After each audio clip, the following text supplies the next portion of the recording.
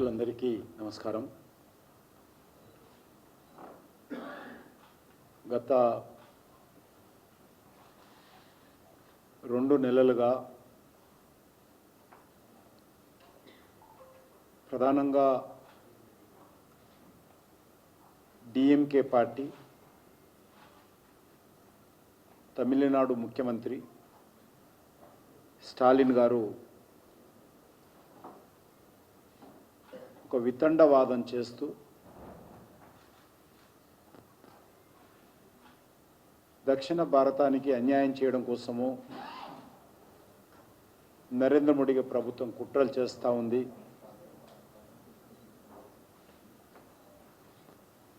మాకు అన్యాయం చేయడం కోసము రంగం సిద్ధం చేసింది, దీన్ని మేము ఎదుర్కొంటాము అనే విధంగా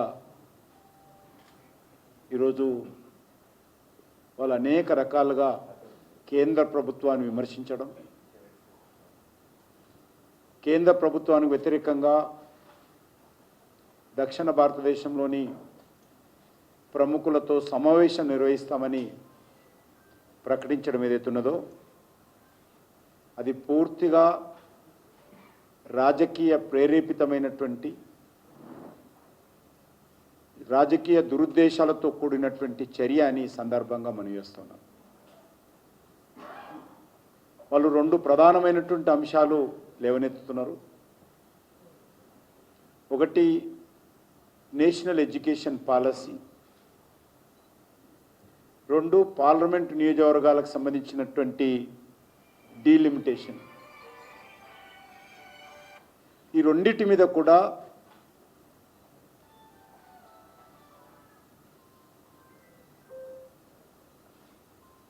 డిఎంకే వైఖరి కానీ, కాంగ్రెస్ పార్టీ వైఖరి కానీ దివాళకోరుతనంతో వ్యవహరిస్తూ ఉంది. వచ్చే 6 నెలల లోపల తమిళనాడులో ఎన్నికలు జరగనున్నాయి. ఎన్నికల్లో డిఎంకే ఓడిపోతుంది. డిఎంకే పట్ల, స్టాలిన్ పరిపాలన పట్ల, స్టాలిన్ కుటుంబం యొక్క అవినీతి దోపిడీ పట్ల, ఆ కుటుంబం యొక్క నియంతృత్వపు ఆలోచన పట్ల తమిళనాడు ప్రజలు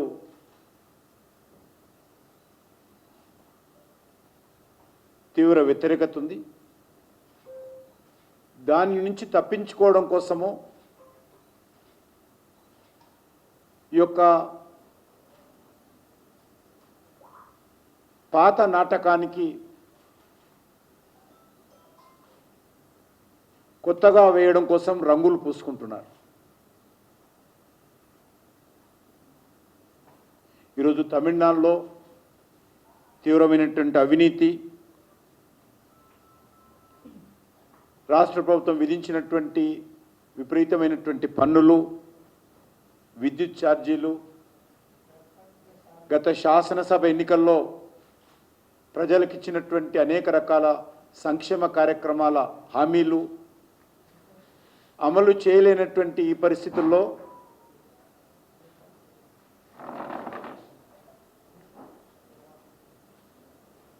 ఈరోజు మోడీ గారిని, కేంద్ర ప్రభుత్వాన్ని, హిందీ భాషను, పార్లమెంట్ నియోజకవర్గాలను బూచిగా చూపించి ప్రజలను రెచ్చగొట్టేటువంటి ప్రయత్నం చేస్తూ ఉంది. ఇటీవల తమిళనాడులో లిక్కర్ సరఫరాకు సంబంధించినటువంటి కుంభకోణము తెరపైకి వచ్చిన విషయం అందరికీ తెలుసు. అందులో అనేక మంది డిఎంకే నాయకుల యొక్క ప్రమేయం ఉంది. కోట్ల రూపాయలు ప్రజాధనాన్ని దోపిడీ చేసినటువంటి విషయంలో దర్యాప్తు జరుగుతున్నటువంటి నేపథ్యంలో దాని నుంచి కూడా దృష్టి మళ్లించేటువంటి ప్రయత్నం చేస్తూ ఉన్నారు.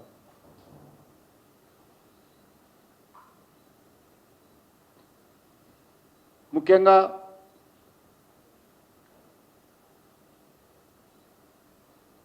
జాతీయ విద్యా విధానం education policy, national education policy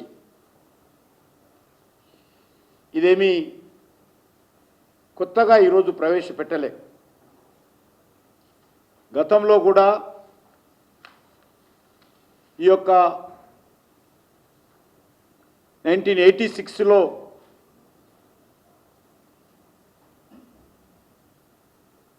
new education policy ఆ రోజు కాంగ్రెస్ హయాంలో డిఎంకే మిత్ర పార్టీ అయినటువంటి ప్రభుత్వం ప్రవేశపెట్టినప్పుడు ఆ రోజు ఏమాత్రం డిఎంకే వ్యతిరేకించలేదు.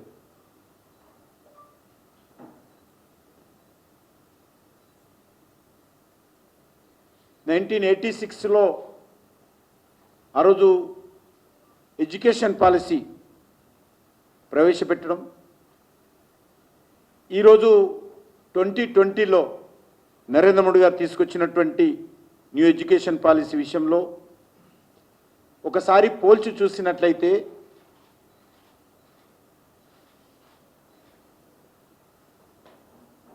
హిందీయేతర రాష్ట్రాలకు మరింతగా స్థానిక భాషలను ప్రోత్సహించేటువంటి విధానము ఈరోజు ఈ యొక్క న్యూ ఎడ్యుకేషన్ పాలసీలో నరేంద్ర మోడీ గారు ప్రవేశపెట్టారు, కేంద్ర ప్రభుత్వం ప్రవేశపెట్టింది. ఉన్నత విద్య వరకు కూడా విధిగా మాతృభాషలోనే చదువుకోవాలని కూడా కేంద్ర ప్రభుత్వము తీసుకురావడం జరిగింది. అసలు 3 లాంగ్వేజ్ ఫార్ములా రావడమే గత అనేక సంవత్సరాల నుంచి ఈ దేశంలో అమలు జరుగుతూ ఉంది.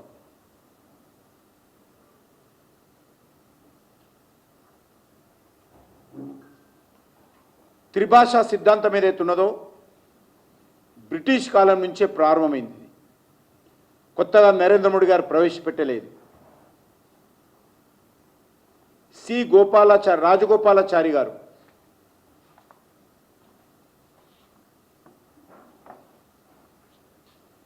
త్రిభాషా సిద్ధాంతానికి ఆయననే ఆలోచన విధానంతో ఈ సిద్ధాంతం రావడం జరిగింది. 60వ దశకంలోనే వారు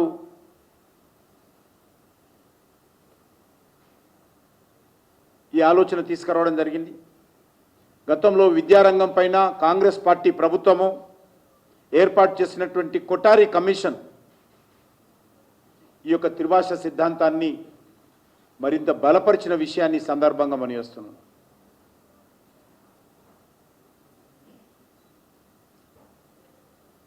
ఇవన్నీ కూడా డిఎంకు తెలియనిది కాదు.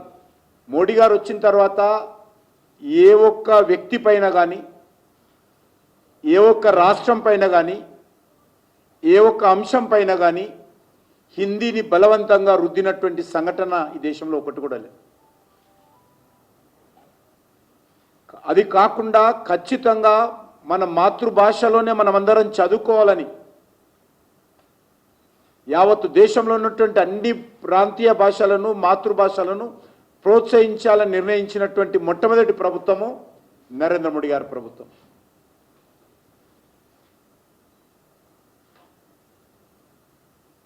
ఇవన్నీ తెలిసి కూడా కాంగ్రెస్ డిఎంకేలు ఎన్నికలు రాగానే ఈ రకమైనటువంటి తప్పుడు ప్రచారానికి, విష ప్రచారానికి, బురద జల్లేటువంటి ప్రయత్నానికి తెర లేపుతూ ఉంటారు. ఇప్పుడు ప్రవేశపెట్టినటువంటి 2020 న్యూ ఎడ్యుకేషన్ పాలసీలో బలవంతంగా ఎవరి మీద కూడా ఏ భాషను రుద్దేటువంటి అవకాశం లేదు.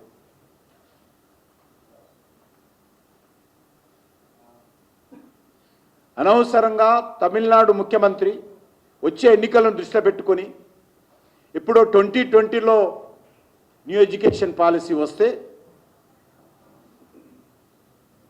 2025లో తమిళనాడు అసెంబ్లీ ఎన్నికలకు ముందు ఈ అంశాన్ని రాద్ధాంతం చేస్తూ ఆల్ పార్టీ మీటింగ్ పెడుతుండంటే ప్రజలు అర్థం చేసుకోవచ్చు, ఇది శాసనసభ, తమిళనాడు శాసనసభ ఎన్నికల సందర్భంగా డిఎంకే పార్టీ లేవనెత్తినటువంటి ఎన్నికల ఎత్తుగడ అనే అంశాన్ని సందర్భంగా మనం చేస్తున్నాం.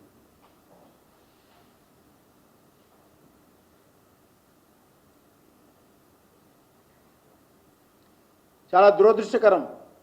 2 రోజుల క్రితం చూసాం మనం, భాషతో ఆగకుండా ఒక తమిళుడు రూపొందించినటువంటి ఒక రూపాయి డిజైన్ లోగోను కూడా డిఎంకే ప్రభుత్వం మార్చింది. ఎంత దిగజారుడు రాజకీయాలకు ఈరోజు దేశంలో కాంగ్రెస్ పార్టీ వాళ్ళ మిత్రపక్షాలు ముందుకు తీసుకొస్తున్నాయో అర్థం చేసుకోవచ్చు. తమిళనాడుకు చెందినటువంటి గౌహటిలో ప్రొఫెసర్గా పనిచేస్తున్నటువంటి ఒక తమిళ బిడ్డ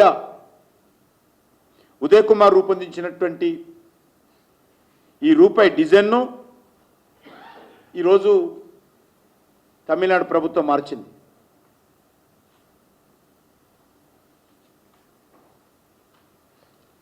ఇది పూర్తిగా డిఎంకే ప్రభుత్వానికి, స్టాలిన్ కుటుంబానికి, ప్రజలలో పెరుగుతున్నటువంటి అసహనానికి, అభద్రతా భావనకు నిదర్శనమని సందర్భంగా మనం చేస్తా ఉన్నాం.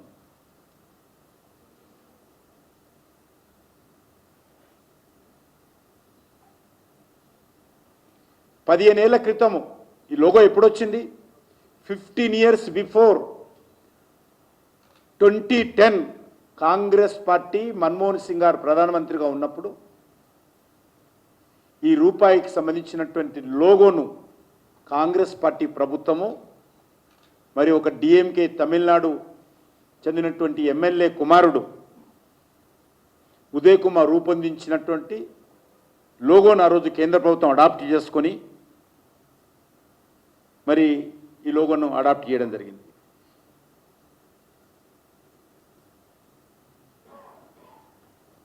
ఇది కూడా తమిళనాడులో రిషి వందియన్ అనేటువంటి కాన్స్టిట్యున్సీ నుంచి గెలిచినటువంటి డిఎంకే ఎమ్మెల్యే కుమారుడే ఉదయ్ కుమార్.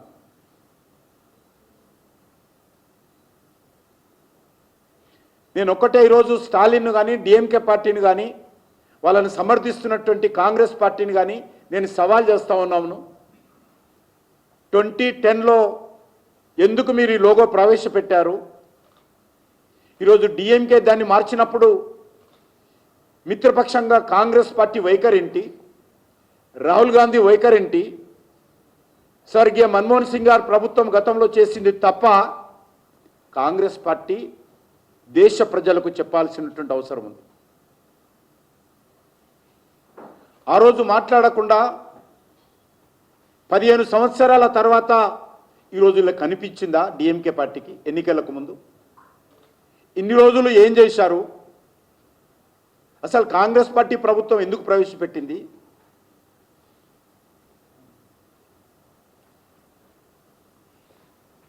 ఆ రోజు ఎందుకు అభ్యంతరం చెప్పలేదు? ఎందుకంటే 2010లో కాంగ్రెస్ పార్టీ ప్రభుత్వంలో డిఎంకే భాగస్వామిగా ఉంది. డిఎంకే మంత్రులు ఉన్నారు. వాళ్ళ ఆ రోజు అధికారం అవసరం ఉండింది కాబట్టి, ఈ లోగో అంశం లేదు కాబట్టి ఆ రోజు మాట్లాడలేదు. అనేక లోగోలు అనేక భాషల్లో ఉంటాయి, అనేక కళాకారులు రూపొందించిన లోగోలు ఉంటాయి. దానికి న్యూ ఎడ్యుకేషన్ పాలసీకి సంబంధం లేదు. ఈ లోగో వచ్చింది 2010లో, న్యూ ఎడ్యుకేషన్ పాలసీ వచ్చింది 2020లో. ఇంత దిగజారుడు రాజకీయాలు డిఎంకే కాంగ్రెస్ పార్టీ చేస్తూ ఉంటే మరి ప్రజలుగా మేధావులుగా అందరూ ఆలోచన చేయాల్సిన అవసరం ఉంది.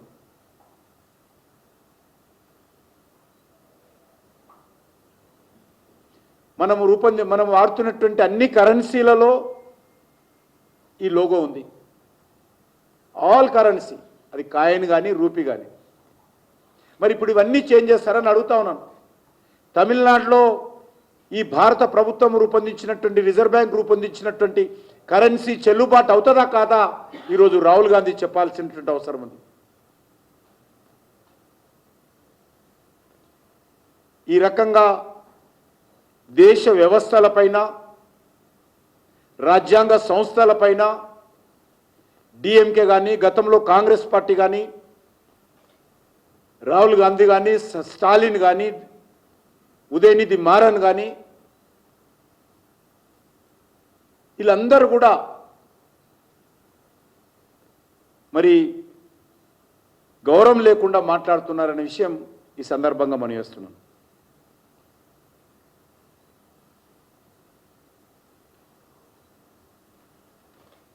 ఈరోజు ఎవరైనా తెలుగు భాషలో మాట్లాడుకోవాలంటే తెలుగు భాష మాట్లాడవచ్చు,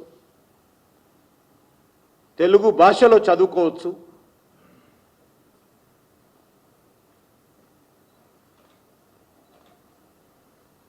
తమిళంలో మాట్లాడుకోవాలంటే తమిళంలో మాట్లాడుకోవచ్చు, చదువుకోవచ్చు. ఇంగ్లీష్లో మాట్లాడాలనుకుంటే ఇంగ్లీష్లో మాట్లాడుకోవచ్చు. ఏ ఒక్కరి మీద హిందీని బలవంతంగా రుద్దినటువంటి ఉదాహరణ ఈరోజు మనకి ఎక్కడా లేదు.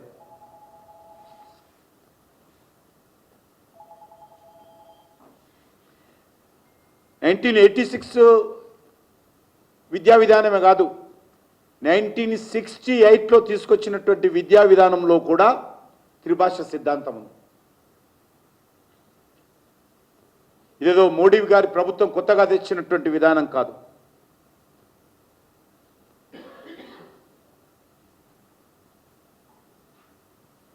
ఇప్పుడు మోడీ గారు తెచ్చినటువంటి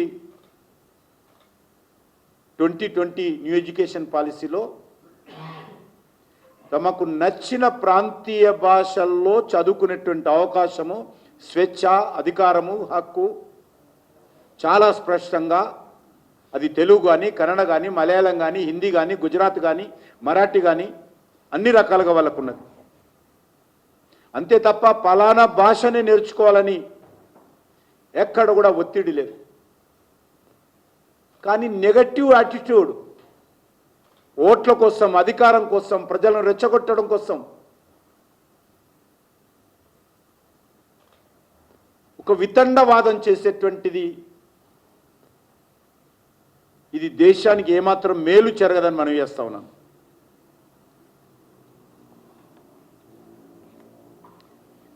నరేంద్ర మోడీ గారి ప్రభుత్వము మన దేశంలో భాషా వైవిధ్యతను మరింతగా ప్రోత్సహించాలనేదే నూతన విద్యా విధానంలో మా పాలసీ.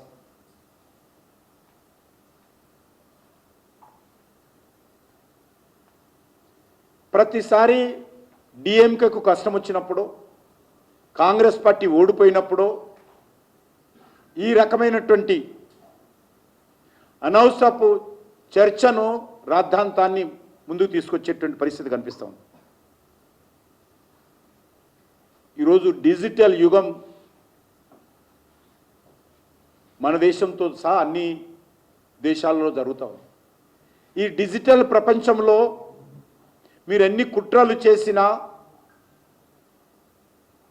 ఫ్యాక్ట్ అనేటువంటిది ఈ దేశ ప్రజలు ఎవరికి వారు తెలుసుకునేటువంటి అవకాశం. నేను అందరినీ కోరుతా ఉన్నాను, వాస్తవ విషయాలు అర్థం చేసుకోండి.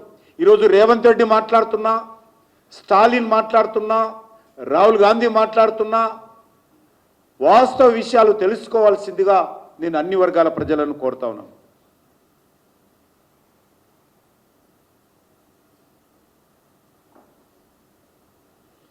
విద్య అనేది రాష్ట్ర ప్రభుత్వ పరిధిలో ఉండేది. డాక్టర్ బాబాసాహెబ్ అంబేద్కర్ గారు ఈ యొక్క ఎడ్యుకేషన్ను రాష్ట్ర ప్రభుత్వ పరిధిలో పెట్టారు.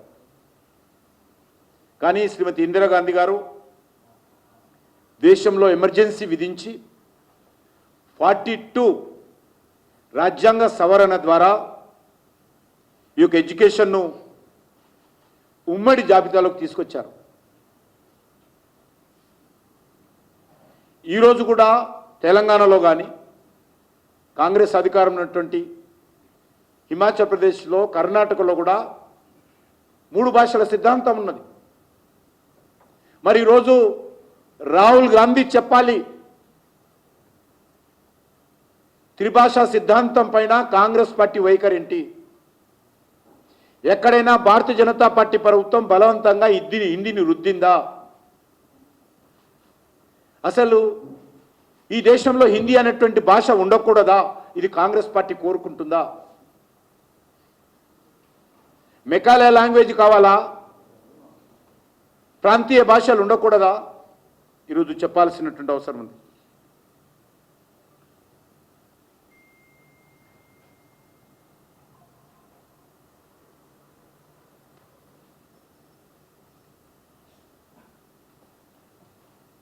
నరేంద్ర మోడీ గారి ప్రభుత్వము గత 10 సంవత్సరాలుగా తమిళ భాష ప్రోత్సహించడం కోసం అనేక రకాల చర్యలు తీసుకున్నాం. నేను ఈరోజు స్టాలిన్ను సవాల్ చేస్తా ఉన్నాను. మీరు గత ఈ 4.5 సంవత్సరాలుగా ముఖ్యమంత్రిగా తమిళ భాష ప్రోత్సాహానికి ఈయన ఏం ఒరగబెట్టాడో చెప్పాలి.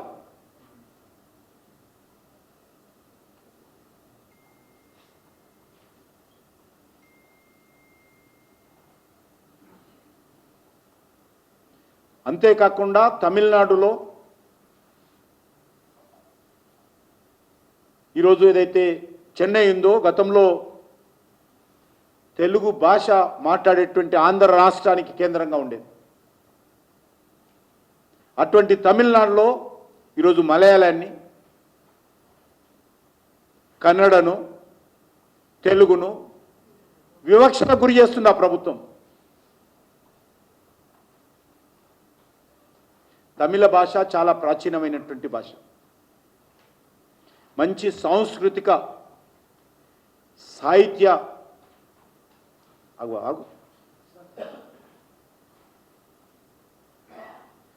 సాహిత్యానికి సంబంధించినటువంటి అద్భుతమైనటువంటి ఉన్నతమైనటువంటి భాష తమిళ భాష. మహాకవి సుబ్రహ్మణ్య భారతి జయంతిని జాతీయ భాషా దినోత్సవంగా ప్రకటించినటువంటి ప్రభుత్వము నరేంద్ర మోడీ గారి ప్రభుత్వం. మీరు మాకు పాఠాలు చెప్తారా? తమిళ్ అంటే సుబ్రహ్మణ్య భారతి, సుబ్రహ్మణ్య భారతి అంటే తమిళ భాష. తమిళ భాష సంస్కృతి, తమిళ భాషకు సంబంధించినటువంటి గొప్పతనం అంటే సుబ్రహ్మణ్య భారతి గారు జ్ఞాపకం వస్తారు. ఆయన జయంతిని జాతీయ భాషా దినోత్సవంగా నరేంద్ర మోడీ గారు ప్రకటించి అమలు చేస్తా ఉన్నాం. తమిళీలకు సంబంధించినటువంటి అతి ప్రాచీనమైనటువంటి అతిపెద్ద విధానము సింగోల్. ఆ సింగోల్ను నూతన పార్లమెంటు భవన్లో స్పీకర్ వేదిక మీద సగౌరవంగా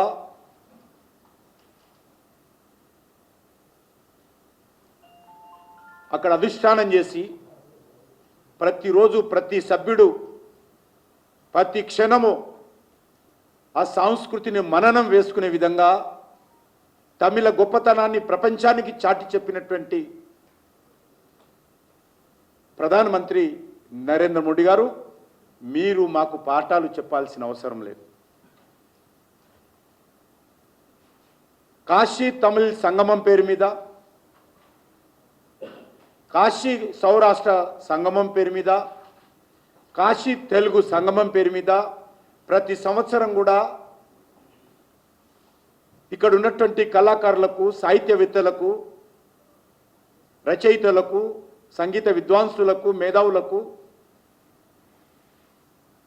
ప్రోత్సహించి వేదికలు కల్పిస్తున్నటువంటి ప్రభుత్వము నరేంద్ర మోడీ గారి ప్రభుత్వము. తమిళంలో చాలా పవిత్రమైనటువంటి పుస్తకము తిరుక్కరల్. అటువంటి ఆ తిరుక్కల్ను 13 భాషల్లోకి ఈరోజు భారత ప్రభుత్వము అనువదించి ముద్రించి ప్రోత్సహించింది నరేంద్ర మోడీ గారి ప్రభుత్వం. ప్రపంచవ్యాప్తంగా ఎక్కడెక్కడైతే మన భారతీయులు ఉంటారో, తమిళ ప్రజలు ఉంటారో, అక్కడ తిరువల్లువార్ కల్చరల్ సెంటర్ను కేంద్ర ప్రభుత్వం తరఫున అనేక దేశాలలో ఏర్పాటు చేసి తమిళ భాషకు, తమిళ సంస్కృతికి ప్రోత్సాహం కల్పిస్తున్నటువంటి విషయాన్ని ఈ సందర్భంగా మనవిస్తా ఉన్నాను.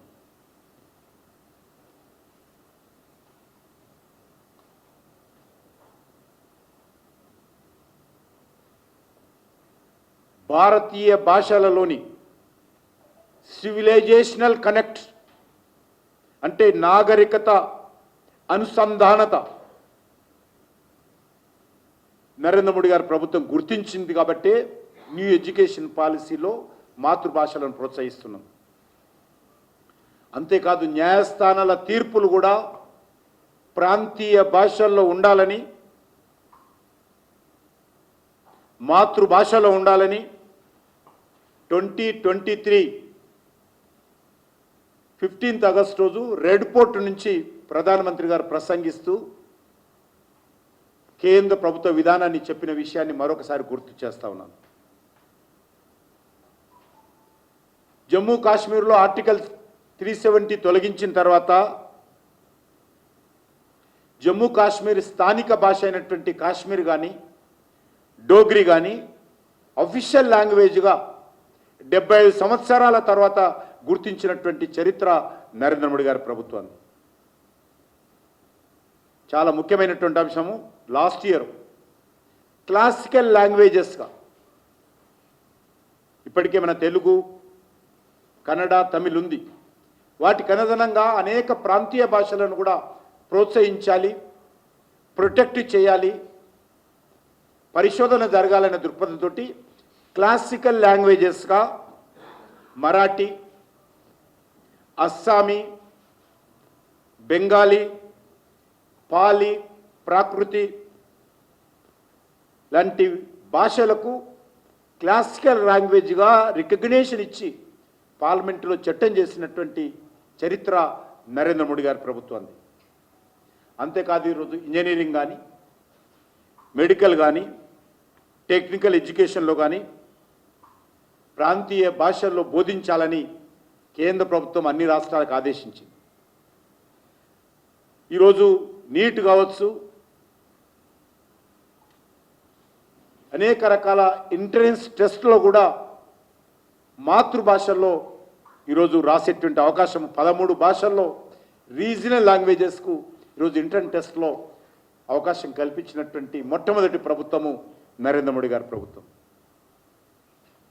ఈరోజు ఇంజనీరింగ్ కోర్సులలో కూడా ఫస్ట్ ఫేజ్లో 8 భాషల్లో ఇంజనీరింగ్ కోర్సులలో ఎడ్యుకేషన్ చెప్పే విధంగా ప్రోత్సాహం కల్పించాం.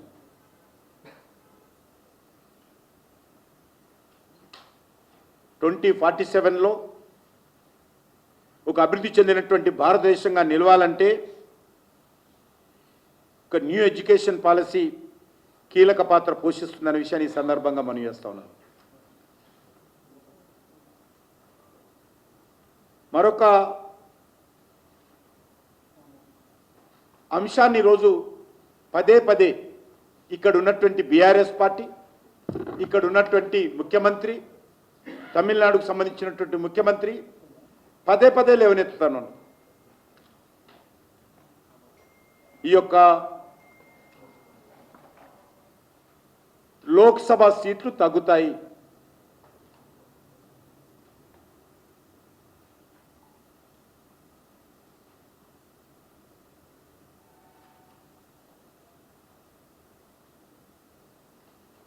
రెండు 2009లో చివరిసారిగా లోక్సభ స్థానాల యొక్క పునర్విభజన జరిగింది. అది కాంగ్రెస్ పార్టీ హయాంలో జరిగింది. డీలిమిటేషన్ యాక్ట్ ఆధారంగా 2009లో మన రాష్ట్రంతో సహా దేశంలో మన్మోహన్ సింగ్ గారు ప్రధానమంత్రిగా ఉన్నప్పుడు డీలిమిటేషన్ జరిగింది. ఈ రోజు వరకు కూడా ఆ యాక్టులో ఏ రకమైనటువంటి మార్పులు చేయలేదు. డీలిమిటేషన్ జరగాలి అంటే యాక్ట్ ప్రకారము సెన్సస్ జరగాలి, సెన్సస్ ప్రారంభం కావాలి. ఇంకా సెన్సస్ ఎప్పుడు ప్రారంభమవుతుందో ఇంతవరకు క్లారిటీ లేదు. కేంద్ర ప్రభుత్వం అన్ని వర్గాలతో చర్చిస్తూ ఉంది. నెంబర్ 1. సెన్సస్ అయిన తర్వాత డీలిమిటేషన్ యాక్ట్ను పార్లమెంటులో మళ్ళీ ప్రవేశపెట్టాలి. అందులో రూల్స్ రెగ్యులేషన్స్ ఫ్రేమ్ చేస్తారు. అదేదీ లేదు.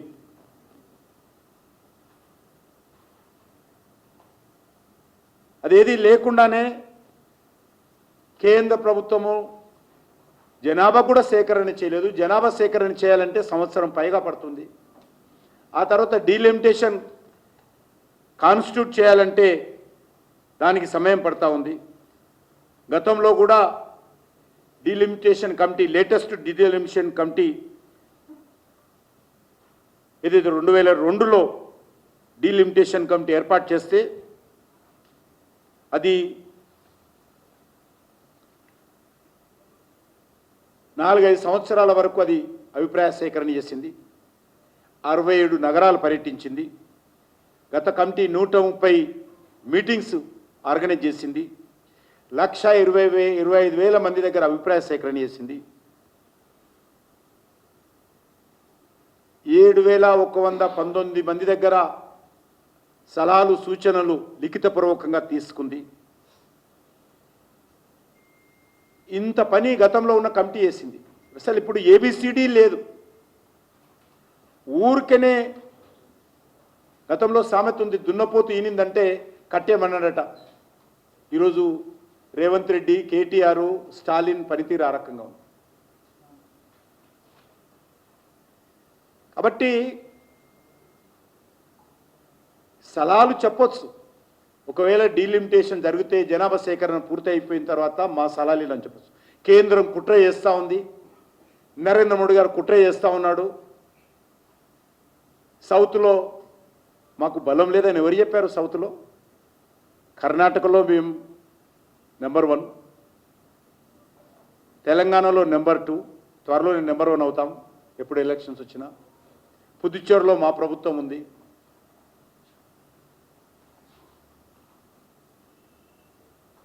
కాబట్టి ఎక్కడ ఏమీ లేదు. డీలిమిటేషన్ ఆధారంగానే మేము ఎన్నికల్లో గెలవాలనుకుంటున్నాము అనేటువంటి ఒక సందేశం వచ్చే విధంగా, అర్థం వచ్చే విధంగా వీళ్ళు మాట్లాడుతూ ఉన్నారు. ఇది మంచి సాంప్రదాయం కాదనే విషయాన్ని నేను ఈ సందర్భంగా మనవిస్తున్నాను. ఈరోజు కాంగ్రెస్ పార్టీ ఎలక్షన్ కమిషన్ను డిమారలైజ్ చేస్తారు, దాని యొక్క ప్రతిపత్తిని దెబ్బతీస్తారు, సుప్రీంకోర్టును, న్యాయ వ్యవస్థలను దెబ్బతీస్తారు, లోక్సభ అధికారాలను దెబ్బతీస్తారు, రాజ్యాంగబద్ధమైనటువంటి రిజర్వ్ బ్యాంకును దెబ్బతీస్తారు.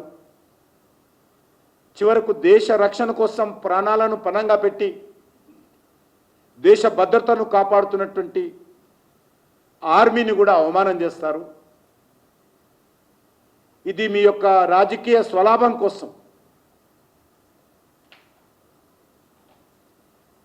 ఈ చట్టబద్ధమైనటువంటి సంస్థలను కానీ, దేశంలో కాంగ్రెస్ హయాంలో ఏ రకమైనైతే రొటీన్ యాక్టివిటీ ఉండేనో ఆ రకమైనటువంటి సహజసిద్ధమైనటువంటి వ్యవస్థను కూడా నిర్వీర్యం చేయడము, తమ స్వార్థ రాజకీయాలకు ఉపయోగించుకోవడం ఏమాత్రం మంచిది కాదనే విషయాన్ని నేను ఈ సందర్భంగా మనవి చేస్తా ఉన్నాను.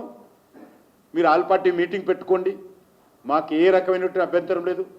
మంచి సలహాలు ఇవ్వండి, ఏ రకమైనటువంటి అభ్యంతరం లేదు. కానీ తప్పుడు ప్రచారం చేయకండి. ఈ కేంద్ర ప్రభుత్వం ఇంతవరకు ఏ ఒక్క రోజు కూడా కేంద్ర క్యాబినెట్లో ఈ యొక్క డీలిమిటేషన్ పైన ఒక్క రోజు కూడా, ఒక నిమిషం కూడా చర్చించలేదు. పార్లమెంటులో స్పష్టంగా ప్రధానమంత్రి గారు కూడా చెప్పారు, ఎక్కడ నష్టం జరగకుండా, ఒకవేళ డీలిమిటేషన్ అంటూ జరిగితే నష్టం జరగకుండా చూద్దామని.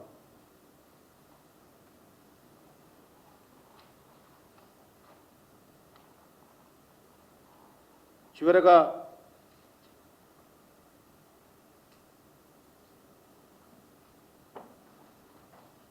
మొన్న గౌరవ ముఖ్యమంత్రి గారు ఢిల్లీలో ఒక మీడియా మీటింగ్లో మాట్లాడుతూ ఒక ఛానల్లో, నేను ముఖ్యమంత్రి కాకముందు టీఆర్ఎస్ ప్రభుత్వము 7 లక్షల కోట్ల అప్పు చేసిందనే విషయం నాకు తెలియదు. నేను ముఖ్యమంత్రి కుర్చీలో కూర్చున్న 14 నెలల తర్వాత ఇప్పుడు తెలుస్తుంది నాకు అని ఒక పచ్చి అబద్ధము ముఖ్యమంత్రి గారు మాట్లాడారు. ఆయన అనేక శాసనసభ ఎన్నికలకు ముందు అనేక సభలలో మాట్లాడుతూ టీఆర్ఎస్ పార్టీ 7.5 లక్షల కోట్ల రూపాయలు అప్పు చేసింది, దోపిడీ చేస్తూ ఉందని మాట్లాడినటువంటి ముఖ్యమంత్రి ఈరోజు ఎందుకు ఈరోజు మాట మార్చిండో తెలంగాణ ప్రజలందరూ కూడా అర్థం చేసుకోవాల్సిన అవసరం. నేను చెప్పాల్సింది కాదు. ఏ టీవీ ఛానల్లో సెర్చ్ చేసినా, ఏ సోషల్ మీడియాలో సెర్చ్ చేసినా ముఖ్యమంత్రి మాట్లాడినటువంటి మాటలు శాసనసభ ఎన్నికల ప్రచారానికి ముందు రికార్డ్స్ ఉన్నాయి, బ్లాక్ అండ్ వైట్ ఉన్నాయి, కేటగారికలు ఉన్నాయి. అటువంటి ముఖ్యమంత్రి ఢిల్లీ వేదికగా ఇంత పచ్చి అబద్ధాలు దిగజారడం, ఆ రోజు గ్యారంటీల పేరుతో సోనియా గాంధీ గారు ప్రతి ఓటర్కు ఒక కరపత్రం సంతకం చేసినటువంటి, స్వయం దస్తూరితో సంతకం చేసినటువంటి ఉత్తరాలు పంపించింది. ఆ గ్యారంటీలు అమలు చేయకుండా వైఫల్యం చెందుతూ ఈరోజు కొత్త పల్లవి ముఖ్యమంత్రి గారు ఎన్నుకున్నారు. పదే పదే భారతీయ జనతా పార్టీ ఇదే చెప్తా ఉన్నాం మనం. మీరు ఎన్నికలకు ముందు ఏదైతే గ్యారంటీలు ఇస్తున్నారో, గ్యారంటీలు ఇచ్చినప్పుడే ఏ రకంగా అమలు చేయాలనుకుంటున్నారో మీ దగ్గర యాక్షన్ ప్లాన్ ఉండాలి.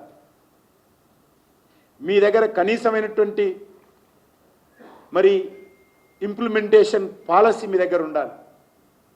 అదేదీ లేకుండా ప్రకటించి ఈరోజు ఇచ్చిన మాటను అమలు చేయలేనటువంటి పరిస్థితుల్లో ఈ ప్రభుత్వము ప్రజలను మోసం చేసే దిశలో ముందుకెళ్తా ఉంది.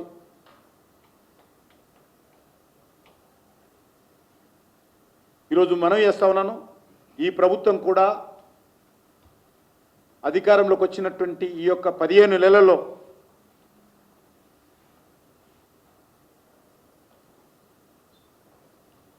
ఒక 1,52,000 కోట్ల రూపాయలు అప్పులు చేసింది.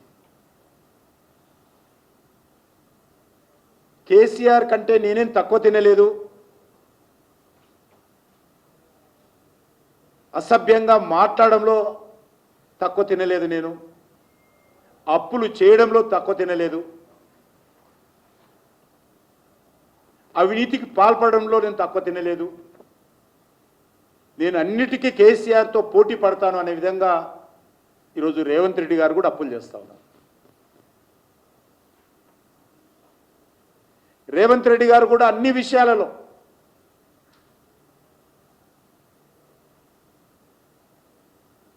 కేసీఆర్ కుటుంబంతో పోటీ పడుతున్నాడు. మంచి విషయాలలో పోటీ పడితే ప్రజలు స్వాగతిస్తారు.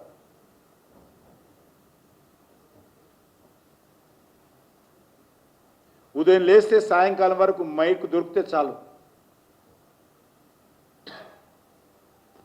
మరి ఇది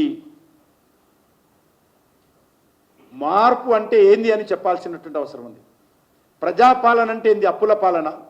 ఇప్పటికే ఒక దిక్కు మీరు వడ్డీ కట్టలేకపోతున్నాను, కేసీఆర్ చేసినటువంటి వడ్డీ కట్టడానికే మళ్ళీ అప్పు చేయాల్సిన పరిస్థితి ఏర్పడింది. ఏ రకంగా సంక్షేమ కార్యక్రమాలు అమలు చేస్తానని చెప్తున్నటువంటి మీరు వచ్చిన తర్వాత 1,52,000 కోట్ల రూపాయలు అప్పు చేశారని చెప్పి ఈరోజు వార్తలు వస్తూ ఉంటే, నివేదికలు మీరు బయట పెడతా ఉంటే, మరి మీరు కూడా గతంలో పరిపాలించినటువంటి కేసీఆర్కు మీకు ఉన్న తేడా ఏంటో చెప్పాల్సినటువంటి అవసరం, తెలంగాణకు ఒరిగిందేంటో చెప్పాల్సిన అవసరం ఉంది. మీ ద్వారా తెలంగాణకి ఏమొరిగిందని అడుగుతా ఉన్నా. ఏ మార్పు వచ్చిందో తెలంగాణలో చెప్పాలి. ఇసుక వ్యాపారంలో మార్పు వచ్చిందా? లిక్కర్ దోపిడీలో మార్పు వచ్చిందా? బెల్ట్ షాపుల పెంచడంలో మార్పు వచ్చిందా? అక్రమ భూములు వ్యాపారంలో మార్పు వచ్చిందా? భూముల అమ్మకాలలో మార్పు వచ్చిందా? అప్పులు చేయడంలో మార్పు వచ్చిందా? అహంకారపూరితమైనటువంటి మాటలు మాట్లాడడంలో మార్పు వచ్చిందా? తెలంగాణ ప్రజలు కొరిగిందేందో చెప్పాలి రేవంత్ రెడ్డి గారు. తెలంగాణ ప్రజలకు ఏం మేలు జరిగిందో చెప్పాలి. నిన్న చెప్పాడు, ఈ 5 సంవత్సరాలు ఎప్పుడు పోతాడని తెలంగాణ ప్రజలు చూస్తున్నారు. లేదు నేను ఇంకో 5 సంవత్సరాలు మళ్ళీ వస్తాను. ఇంకా 3.5 సంవత్సరాలు ఉంది, 3.5 సంవత్సరాల పైన ఉంది.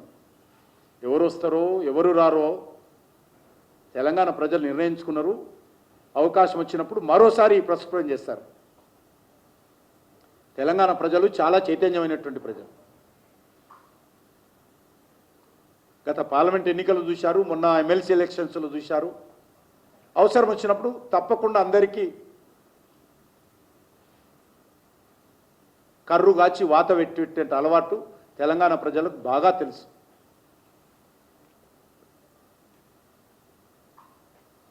కాబట్టి అప్పుడు చూద్దాం, మీరు ముఖ్యమంత్రి అవుతారో కాదో అప్పుడు చూద్దాం.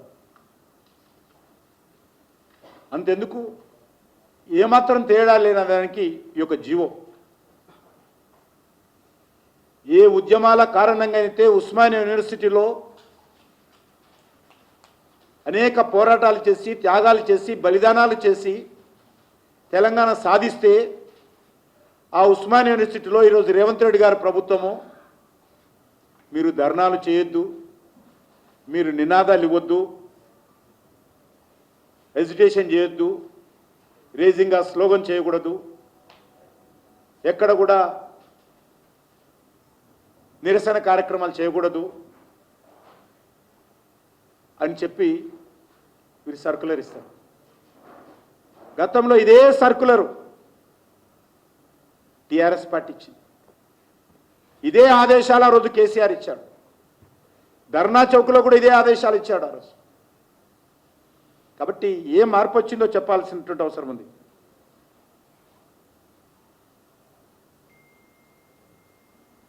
కాబట్టి మీ ఇచ్చినటువంటి గ్యారంటీలు, మిగతా 420 సబ్ గ్యారంటీస్ ఏవి కూడా ఈరోజు అమలు చేయలేనటువంటి పరిస్థితులు ఉన్నాయి. నేను ఒకటే, రేపు బడ్జెట్ ఏదో వస్తుంది అంటున్నారు. బడ్జెట్లో మీరు ఇచ్చినటువంటి హామీలపైన స్పష్టత ఇవ్వండి అని కోరుతా ఉన్నాను. ఇది తెలంగాణ ప్రజల యొక్క ఫండమెంటల్ రైటు. అడిగేటువంటి అధికారం తెలంగాణ ప్రజలకు ఉన్నది. మీరేదైతే హామీలు ఇచ్చి ఓట్లు వేసుకొని అధికారంలో కూర్చున్నారో, వెలగబెడతా ఉన్నారో 15 నెలలుగా, మీ హామీలు ఎప్పట్లో అమలు చేస్తారు, ఏ రకంగా అమలు చేస్తారు, మీ యాక్షన్ ప్లాన్ ఏంటి తెలంగాణ ప్రజలకు చెప్పాలి. 12 నెలల లోపల 2 లక్షల ఉద్యోగాలు భర్తీ చేస్తామని చెప్పారు. 2024 డిసెంబర్ లోపల 2 లక్షల ఉద్యోగాలు మనం చూసాం. ఈరోజు రైతుల రుణమాఫీ కావచ్చు, కౌలు రైతులకు ఇవ్వాల్సిన సాయం కావచ్చు, రైతులకు ఎకరానికి 15,000 కావచ్చు, రైతు కూలీలకు ఇచ్చేటువంటి 12,000 కావచ్చు, నిరుద్యోగులకు రావాల్సినటువంటి 4,000 కావచ్చు, మహిళలకు నెలకు రావాల్సినటువంటి 2,500 కావచ్చు, దళితులకు ఇవ్వాల్సినటువంటి సామాజిక వర్గానికి ఇవ్వాల్సినటువంటి 12 లక్షల రూపాయలు ప్రతి కుటుంబానికి కావచ్చు, బీసీ సప్లాన్ కావచ్చు, ఎస్సీ సప్లాన్ కావచ్చు, ఎస్టీ సప్లాన్ కావచ్చు, ఏ ఒక్కటి చేశారని అడుగుతా ఉన్నాం. విద్యా గ్యారంటీ కార్డు కావచ్చు, ఇంటర్నేషనల్ స్కూల్స్ కావచ్చు మండలానికి. కాబట్టి ఖచ్చితంగా ఈ అంశాల మీద మేనిఫెస్టోలో ఏదైతే ప్రజలకు చెప్పారో ఆ అంశాల మీద మీరు అన్ని వివరాలు రేపు జరిగేటువంటి ఈ యొక్క బడ్జెట్లో తెలంగాణ ప్రజలకు స్పష్టం చేయాల్సిందిగా నేను డిమాండ్ చేస్తాను. ధన్యవాదాలు.